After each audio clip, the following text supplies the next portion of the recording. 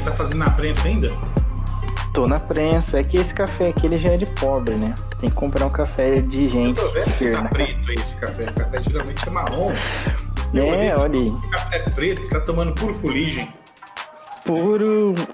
Puro pó de serra aqui. Palha. Carvão, palha, perna de barata. Pois é, um cafezinho aí mais decente. Olá, tudo bem com você? Bom, você já sabe que nesse canal nós temos boa teologia, teologia da vida cristã. Eu estou aqui com o meu amigo professor doutor Eduardo Salles. Nós estamos nessa série aí, professor, estudando sobre Oséias. A gente já falou sobre o conhecimento de Deus. Ainda estamos falando nessa ideia de conhecimento de Deus. Também entrando um pouco nessa palavra hebraica Iada, né? Ou Iadá. E o pessoal tá gostando. Tô vendo nos comentários, o pessoal tá falando, e aí, já me cobraram, né? Que eu demorei um pouco para editar o anterior. Falou, e aí, não vai sair o próximo vídeo? Calma, toda semana tem vídeo. E hoje a gente está com esse tema aí que algumas pessoas estão meio confusas, né? Algumas pessoas podem estar falando, não, ele deve estar falando de uma religiosidade, de uma religião não cristã, mas esse negócio de religião que pode afastar de Deus, né? Porque o comum, né, que se sabe é que a religião é o religar o ser humano a Deus, né? Nós estávamos, por causa do nosso pecado, nós fomos afastados, né? Desligados de Deus, é religião agora, ela faz essa ponte novamente, mas agora o professor bagunçou o negócio, porque ele está falando que religião ela pode nos afastar de Deus. Então lembra aí, professor, a galera de se inscrever, de clicar em algum botão sim, aí. Sim. Aí ele gosta de fazer isso comigo, porque eu nunca sei para que lado que a gente aperta aqui, tá? Mas deve ser aqui embaixo ainda, viu? É embaixo. É isso aí. Não esqueçam, ó, tem que se inscrever e tem que tocar o sininho, né? Se não tocar o sininho, você não vai ser alertado aí de quando a gente soltar o vídeo novo, tá?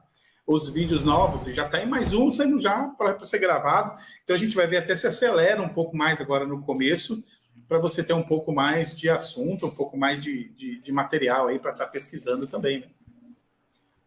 É isso, então fiquem espertos aí. Já compartilha, comenta aqui o que você está achando. O pessoal está gostando também das ilustrações que a gente está trazendo. É interessante que a ilustração ela serve para nos situar aqui nesse texto, né? E eu estava pensando, então, como é que a religião pode realmente nos afastar de Deus? Que me ajuda a entender isso melhor, professor. Eu sempre achei que igreja, que, sei lá, jejum, oração, uma vida piedosa, de santidade, né? Como a gente falou, santidade às vezes não é muito compatível com o coração peludo, né? Se você não viu o vídeo do coração peludo, desse lado, corre ali no card que eu deixei para você o episódio anterior. Então, me ajuda aí, professor. Eu sempre achei que esse negócio de religião era para ajudar a gente a se aproximar de Deus. E agora o senhor está falando que distancia. Então, primeiro, quero só falar com vocês que esse é um assunto interessante, né? Falar do conhecimento de Deus, ele é amplo e antigamente ele era bem mais divulgado, né? Recentemente, aí, por causa da invasão da teologia da prosperidade, dessas abordagens extremamente materialistas da fé, as pessoas abandonaram um pouco essa teologia da vida cristã. Aquilo que a gente fala no primeiro vídeo, né, rapidinho aqui na apresentação, que acabou meio que surgindo um vácuo teológico numa área que era fundamental, que é essa relação entre a análise do texto bíblico e a vida, né, a prática, né, talvez muito mais dentro da teologia prática do que dentro da teologia bíblica, embora haja, sim, uma relação entre os termos, tá? Mas é nessa linha que acabamos abordando, e surgem, então, temas muito mais práticos. As ilustrações são justamente para a gente ter essa percepção mais prática. E quando a gente vai falar de conhecimento de Deus, então chega uma hora que a gente começa a funilar um pouquinho o conhecimento de Deus. Nós falamos nos últimos 2 vídeos de forma bem ampla e geral, né? E agora nós vamos afunilar um pouco. E quem está fazendo isso, na verdade, não é a gente. Nós estamos seguindo a proposta de Oséias. Se você for ler o livro de Oséias, é um desafio para você ler durante esses dias aí que está conosco no vídeo, é um livro pequenininho, mas Oséias faz isso, ele vem de uma perspectiva ampla, de uma situação do relacionamento com Deus bem geral, e de repente no capítulo 4 ele começa a afunilar. E nisso que ele afunila, ele vai pôr o dedo na ferida. Qual que era a ferida? A religião. A religião, justamente ela era a ferida. E ele, então, Oséias, começa a provocar sobre isso. Só que eu arrumei uma outra forma de abordar o tema. Eu, quando abordo esse tema assim, eu entro na sala de aula e vou para a lousa, né? E desenho, então, umas ovelhinhas. Eu sou bem ruim de desenhar ovelhinha. Eu até sei desenhar alguma coisa, mas ovelhinha eu sofro. Mas eu desenho lá uns palitinhos que parecem uma ovelha. Os alunos que estão aí, os ex-alunos e alunos que estão assistindo podem confirmar isso. Desenho uns palitinhos e chamo de ovelha. E aí, coloco um grupinho de ovelha e ao redor delas eu faço um cercadinho, né? Depois o Jonas aí depois vai ilustrar aqui em cima, do lado de cá, né, Jonas? Mais fácil. Aí para o povo ver aí, ter a ideia. Então fica um cercado de ovelhas. Nesse cercado de ovelhas, então, qual que é a ideia? A ideia é que o pastor todo dia vai lá, abre a cerca, pega as ovelhas, leva para passear, depois leva elas para comer, leva para beber água, né? Tomar um solzinho, depois volta, prende elas no aprisco, né? Fecha a cerca. E o pastor faz isso todos os dias. Até aí isso é uma história comum, não tem novidade nenhuma, né? Uma história normal. O pastor vai lá no outro dia, abre a porteira, as ovelhas seguem ele, leva elas para pastar, sempre.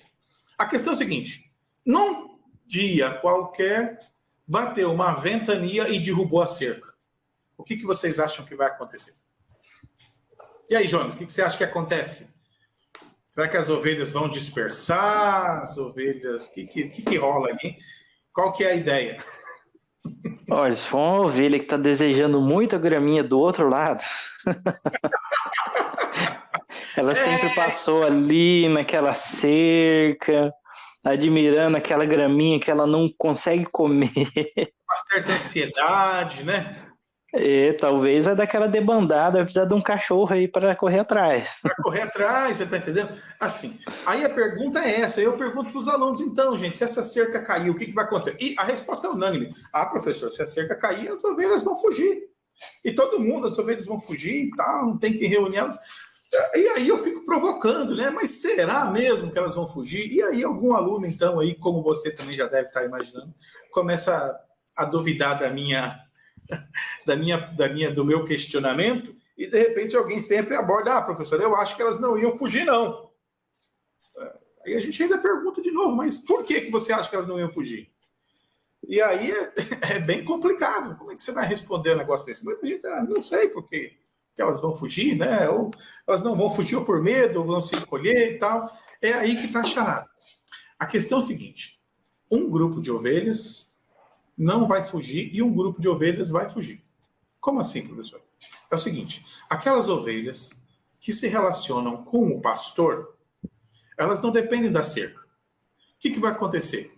Elas vão ficar agachadinhas ali e vão esperar até a hora do dia que o pastor vier e vai levar elas de novo para pastar e comer, e vão voltar e vão ficar ali. Por quê? Porque elas se relacionam com o pastor e não com a cerca. Todavia, há um grupo de ovelhas que se relaciona com a cerca e não com o pastor. Essas ovelhas, sim, a hora que a cerca cair, meu irmão, elas vão fugir. Agora, é claro, eu também acho que algumas talvez vão ali e vão lamentar a queda da cerca, vão ficar olhando para a cerca caída, né? Talvez com um pouco de saudosismo, né? Mas é bem essa a ideia. Assim, mas, professor, que ideia louca essa aí? Então, para ficar fácil. Então, assim, a cerca é a religião. E o pastor é Deus. Aí fica fácil de entender. O que acontece? A religião, a cerca, ela funciona como uma estrutura para proteger, ela é uma estrutura para cuidado, ela é uma estrutura para segurança, mas ela não dá segurança. Não é ela que protege. Ela é uma estrutura a serviço do pastor. Só que, com o tempo, a gente, por estar sempre ali ao redor daquela cerca, começa a se relacionar mais com a cerca do que com o pastor. Então é o seguinte, é possível que uma pessoa vá para a igreja a vida toda e não se relacione com Deus, se relacione só com a religião, só com as práticas religiosas, só com os rituais, só com as dimensões da comunidade e não se relacione com o pastor. Esse tipo de conhecimento de Deus é um conhecimento de Deus também truncado. E é ele que Oséias vai tentar abordar aí dentro da sua narrativa. Tá? Então assim, se você acompanhar, e eu até recomendo você dar uma olhada aí no nosso blog, eu deixei um texto lá mais explicado para entender, e eu coloco assim no parágrafo, explicando isso daqui, né? Coloca assim, a resposta é simples. Algumas ovelhas, e aqui fica legal, as que conheciam, e aí eu coloco entre parênteses aqui, o Iada, não é qualquer conhecer, o pastor, essas sim não vão fazer nada. Elas vão sempre esperar. Por quê? Porque elas não confiam na cerca. A confiança delas é no pastor. Elas não dependem da cerca. Pode cair tudo que elas vão continuar o seu relacionamento com o pastor. Tá? A cerca é apenas uma estrutura a serviço do pastor para cuidar das ovelhas. Todavia, aí eu coloco aqui no texto, né? Também haveria ovelhas que se dispersariam porque não conhecem. E aí, novamente, o Iada, tá? O pastor, e se relacionavam, na verdade, com a cerca. Ou seja, o que mantinha as ovelhas naquele local, algumas delas, não era o pastor, mas a cerca. Então, quando você pensa religião, ela exerce esse papel, ela tem um papel educacional. Acho que essa é a grande pegada dela. E Paulo conseguiu desenhar isso muito bem no Novo Testamento. Ó. A lei é o aio. Vai chegar num determinado momento que ele tem que entregar. É o tutor que vai criar a criança e vai chegar no momento que ela vai entregar ela ao seu responsável. Que na narrativa de Paulo ele está pensando em Deus. A religião, ela tem esse papel de aio. Ela é aquela que vai cuidar da pessoa e entregar ela a Deus. Mas o problema é que o aio pode acabar sendo interpretado pelas pessoas como se fosse o próprio Deus. Ok? Então, é aí, nesse ponto, hein, Jonas? É nesse ponto que a coisa fica complicada. Por quê? Porque a religião pode sim acabar afastando a pessoa de Deus. Por quê? Porque a religião assume o lugar do próprio Deus. Poxa vida. E aí? E aí? Espero que você que já chegou por aqui, que já está assistindo, já tenha se incomodado aí com isso. Será que a gente tem se relacionado com essa cerca? Se você está assistindo agora, ainda em fevereiro de 2022, a Rússia invadiu a Ucrânia. Terrível, Pronto. né? Terrível. E tem essa questão desse novo czar, né? Novo czar, que é o Putin, enfim. E ele tem essa concepção de que a Rússia, na verdade, ela não é o país Rússia, ela não é a União Soviética, mas ela é regida pelo cristianismo oriental. Uhum.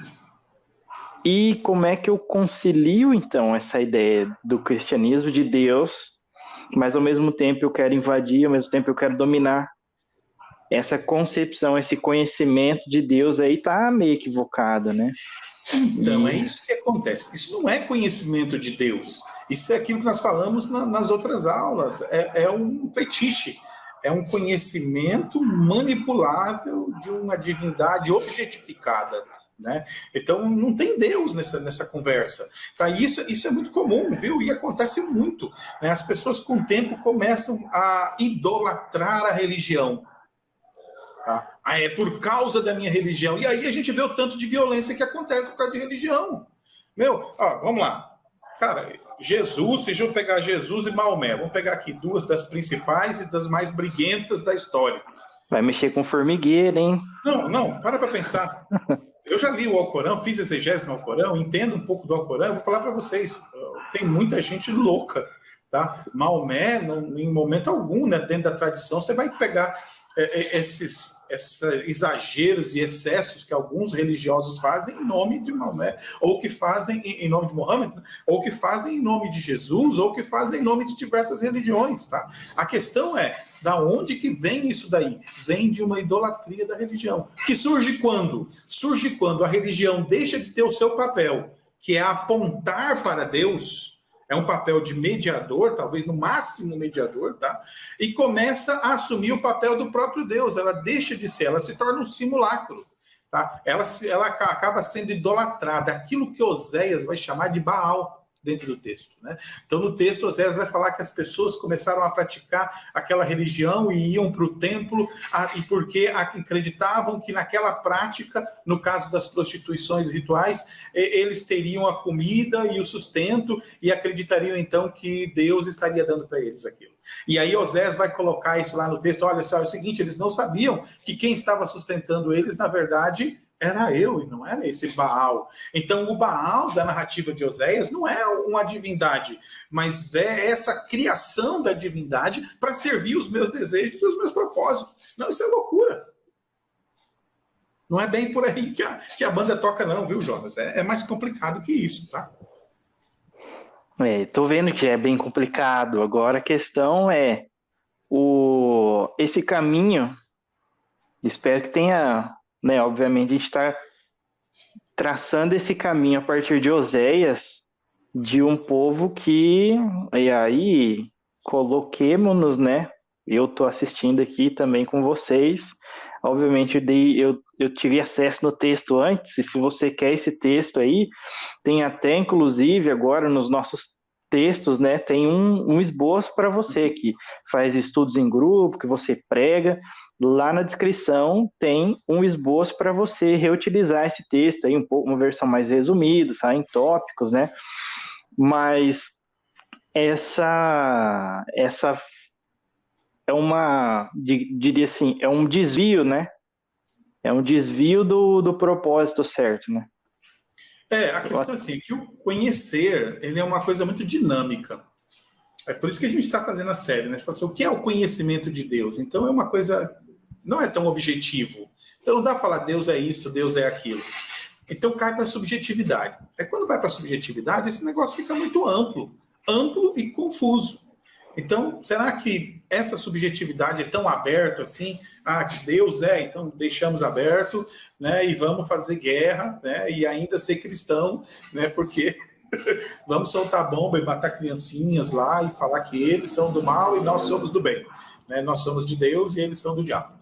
Então, será que é isso, né? Em momento algum, na tradição bíblica, a gente identifica uma coisa parecida com isso, né? É pelo contrário, né? Tinha um monte de opressores romanos, Jesus veio e se entregou, né? Ele não pegou em arma, não falou para os seus discípulos fazerem uma resistência armada e vamos lá matar esses romanos, porque eles são todos opressores, né? Então, não tem isso. Essa é uma leitura muito errada do sagrado e uma leitura muito errada de Deus. E a questão é, as pessoas acabam sendo levadas pelo conhecimento de Deus. É o conhecimento de Deus que fundamenta a sociedade, né? Então, as decisões do Putin, ele está dizendo que tem a ver com Deus, mas ele diz que tem a ver com Deus para manipular as pessoas e fazer as pessoas entenderem que ele é uma pessoa boa, né? Que ele não é uma pessoa má e que ele não está querendo matar ninguém, ele só está querendo a justiça, né? E quando você fala o nome de Jesus e o nome de Deus, todo mundo, amém, é Deus, Jesus, então tá certo, então cara bom. Então, há muita manipulação no conhecimento de Deus. E Oséias vai apontar isso onde? Dentro da religião. Oséias vai apontar isso no próprio sacerdote. Quando você pega o capítulo 4 e o capítulo 5, você vai ver claramente Oséias põe o dedo mesmo, tu, sacerdote, foi você que me rejeitou, eu vou rejeitar você por causa disso. Você, sacerdote, fez o meu povo ser destruído, ele vai lá e aponta o dedo, tá? Muito, muito objetivamente, porque ele entende que aquela liderança, o sacerdote fazia parte da liderança, ele também vai acusar os príncipes, né? E os profetas que trabalhavam para o templo, mas principalmente o sacerdote, porque para Oséias era o sacerdote o responsável pela condução do povo. E aqueles que eram os responsáveis por cuidar do povo estavam, na verdade, deixando o povo ser destruído. Por quê? Ao invés de terem um conhecimento de Deus, eles estavam criando um Baal que era a própria religião. Como isso? Oséias cita alguns textos assim muito provocativos. Ele vai falar uma frase no capítulo 4, verso 8, assim, ó, que eles se alimentam do pecado do meu povo e da sua maldade têm desejo ardente. Poxa, como assim, professor? O que é isso? Como se alimentam do pecado? Simples, ó. Fácil de entender. O templo funcionava como uma empresa. Era uma empresa como qualquer outra. Ele tinha funcionário, ele tinha despesa e também tinha receita.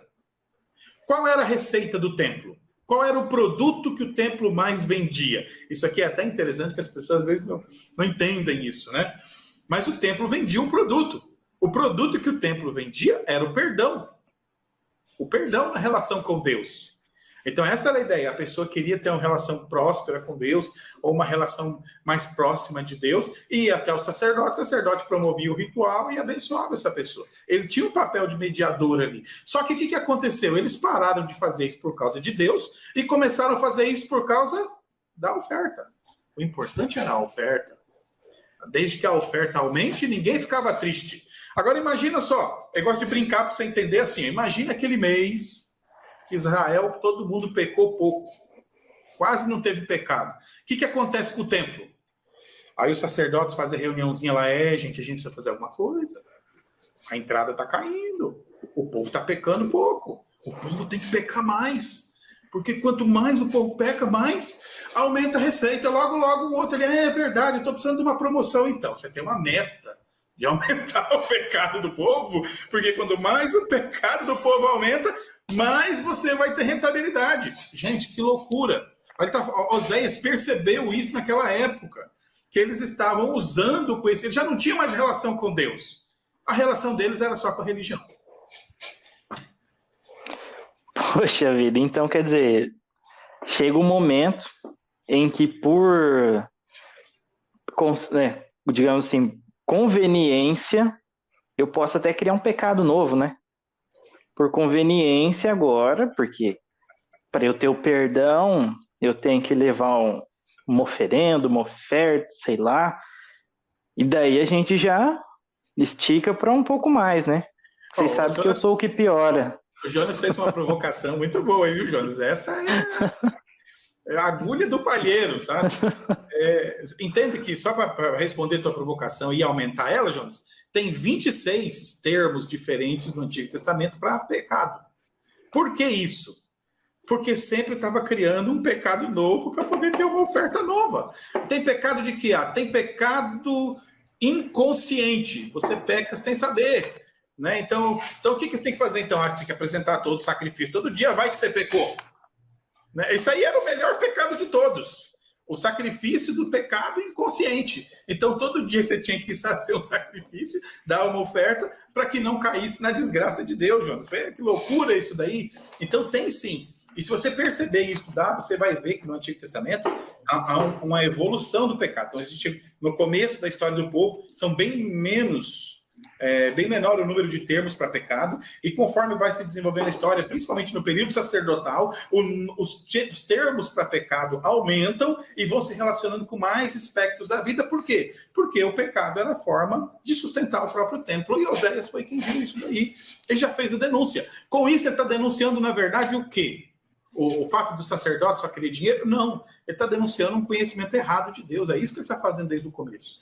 Ele está falando assim, vocês rejeitaram o meu conhecimento. Ou seja, Deus ensinou eles, queriam um relacionamento com o povo mediado por eles. Só que em vez deles seguirem esse relacionamento íntimo com Deus, eles vão criar um relacionamento com a religião, com a estrutura religiosa, e tampouco se lixando para Deus. E isso os profetas vão denunciar a todo momento, principalmente Oséias, Amós, Miqueias, Jeremias vão estar aí mostrando na cara deles o que eles estão fazendo. Tá? Então assim, coloquei no texto aí para provocar vocês, assim, a falta de Ada, ele vai colocar no capítulo 4, verso 6, Oséias, que a falta de iada, a falta de conhecimento está destruindo o meu povo. Então, essa era uma crise para ele. E o povo que ele está ali chateado, Oséias denunciando, não é a elite, os sacerdotes. Se esses daí se destruíssem, ele não estava nem aí. O problema é que eles exerciam uma liderança espiritual sobre a comunidade. E as pessoas seguiam o que eles pedissem. Então é o seguinte, eles queriam aumentar o pecado, vamos soltar a prostituição sagrada no meio do povo aí. E aí o que acontecia? Destruía as famílias, criava todo um baita celeuma, e Oséias sentiu isso na pele com a mulher dele indo no templo participar dos rituais de prostituição sagrada. Então, você entende? Eles queriam era aumentar o lucro, aumentar a natividade para poder ter mais pessoas para a guerra. E Oséias vai mostrar a todo momento que Deus está contrário a isso daí. Isso não é conhecimento de Deus. Isso é manipulação da religião para tirar vantagem das pessoas. Veja só, gente, olha só. Se você serve a Deus, vamos supor aqui que você é pastor. Vamos ter uma conversa de pé de ouvido, né? Suponha que você é um líder aí da sua comunidade. Ó, você não precisa abrir mão dos princípios de fé para poder crescer a tua comunidade. Tira isso da sua cabeça. Nosso chamado não é para a sua comunidade crescer. O chamado é para servir a Deus e cuidar das ovelhas. Ponto. Tem gente que está tão preocupada, eu tenho que crescer, minha igreja tem que crescer. E em lugar nenhum, isso daí, Deus pediu para você fazer isso. Isso é um trabalho de Deus, não seu. Nosso trabalho é levar a graça para as pessoas. Não ficar preocupado, minha igreja tem que crescer, Não, tira isso da cabeça. Isso é essas loucuras de empreendedorismo que invadiu a igreja. Todo mundo fala do coaching, teologia coaching agora, mas essa teologia coaching já está na igreja há muito tempo. Né? Essa leitura de empreendedorismo vinculada às comunidades de fé que trazem algumas loucuras evangélicas de ideias de domínio e de imperialismo dentro da comunidade de fé, isso está na igreja desde a época do cristianismo primitivo. Tá? Tira isso. Deus não... Gente, mais simples. Cuida da sua comunidade, mantenha a tua fé, sabe? Não vai negociar os valores aí com qualquer coisa. Tá? Para não perder o sentido. Ok? Então, Jonas, o que você me diz aí? Como que nós relacionamos e vemos isso aí? Não sei, me dá um pitaco aí, uma luz para nós poder começar a pensar em concluir isso daqui, que senão a gente vai embora. E se deixar, eu fico umas 3 horas aqui falando. Para mim é bom, para mim é sempre bom. E eu sei que tem bastante gente que fala, puxa vida, a hora que estava esquentando o negócio, aí foi pro final. Mas gente, eu fico pensando assim, que não só... Tá, vamos voltar aqui para a nossa provocação que o professor já trouxe para os líderes, para os pastores, traga aí para você, cara. Será que a gente precisa realmente criar subterfúgios, criar atalhos, caminhos, novos caminhos, né? Prosperidade. Eu tenho visto isso, assim... o plano de Deus para nós, né? Pois eu tenho visto assim em algumas igrejas, né, alguns caminhos meio complicados, porque quer dizer, se eu quero prosperidade, se eu quero um ano abençoado, eu tenho que fazer determinado ritual.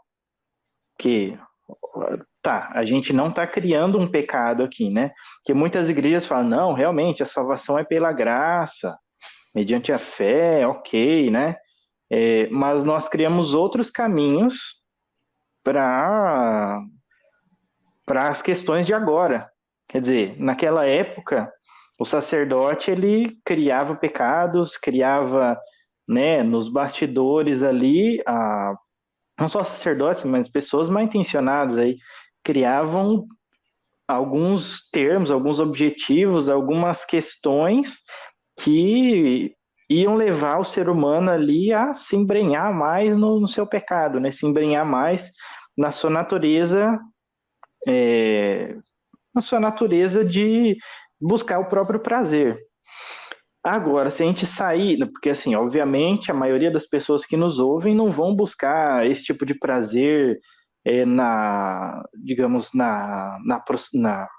prostituição, etc. Eu criar uma nova doutrina e depois, né, que agora eu posso ter mais de uma mulher, por exemplo, e depois eu condenar essa doutrina e colocar aí um porém para você ser perdoado, né? Mas eu tenho aí novos prazeres hoje. Se eu quero um carro novo, se eu quero uma casa, aí então agora eu tenho que levar, né? Tenho que fazer um voto, tenho que fazer a campanha de X dias. Então, Jonas, isso daí é o que Oséias está chamando de prostituição. A prostituição não é só a pessoa ir lá e adulterar no templo, mas ele vai falar em vários momentos na sua carta que um espírito de prostituição tomou o povo, porque agora as pessoas estão negociando seus valores, estão prostituindo-se em busca de obter bens, sabe? Estão prostituindo-se, vendendo para Baal.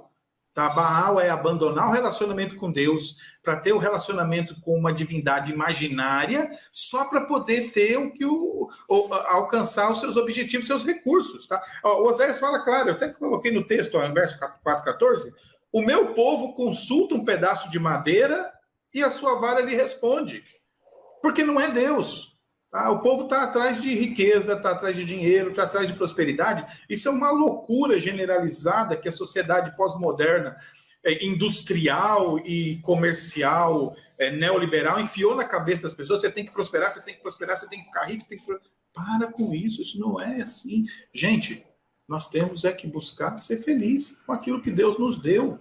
Sabe? É outra visão sobre a vida. Essa visão sobre a vida, ela é muito aloprada, sabe? O resultado dessa visão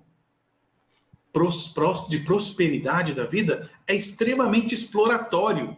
É exploratório da sua vida, da sua mão de trabalho, da natureza, da sua própria família, do que está ao seu redor, do próximo, do outro. Gente, não é essa a charada. Em momento algum, Deus falou assim, ó, Adão, é o seguinte...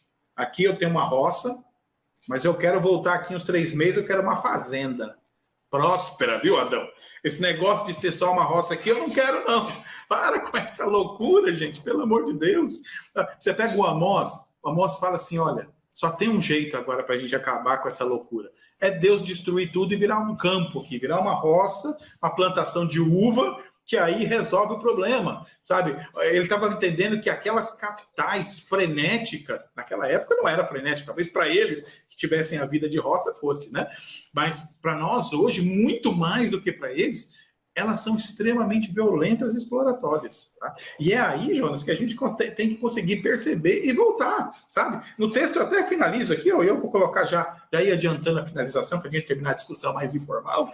E no texto eu coloco assim, no último parágrafo, ó, pois então, se vocês observarem, vocês vão perceber que nós falamos muito até agora sobre o que não é o conhecimento de Deus.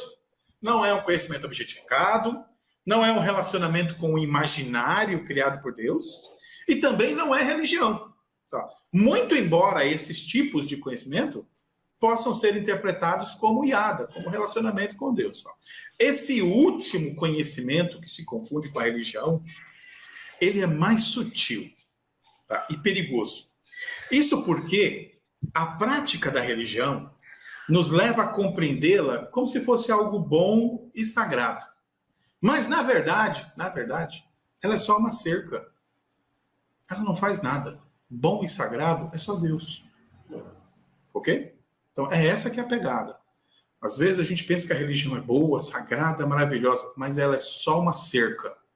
Quando você começa a exaltar muito a religião, corre o risco de você não se relacionar com o pastor. E está se relacionando só com a cerca. No fim, é só uma cerca. Não se apegue. Nós temos que aprender a nos apegar a Deus. Quando nós nos apegamos demais à religião, a hora que essa cerca cai, toda a nossa espiritualidade cai também. Tá? Não é esse o caminho. Não podemos nos apegar em cercas, seja em religião, seja em homens ou seja em teologias. Porque são expressões de conhecimento humano, fraco, falho, superficial, sujeito a um monte de subjetividades. Tá? Então é esse tipo de conhecimento que a gente tem que sempre andar e olhar com cuidado. Tá? Isso é só a cerca, isso não é Deus. Ok, Jonas?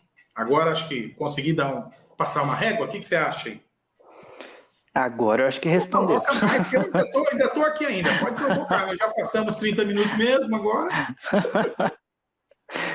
Eu não vou segurar muito mais os nossos amigos aí, porque eu acho que eles já têm muita coisa para mastigar. E é importante porque nós dizemos aqui o que não é conhecimento de Deus, finalizamos com uma ideia, um começo de uma ideia do que é então de fato conhecimento de Deus, né? Isso que nós vamos abordar na próxima. Então, no É isso que eu próximo ia vídeo. falar. É isso que eu ia aí. falar. O que a gente vai ver depois dessa aqui? Depois dessa que eu vou passar um tempo editando e pensando aqui.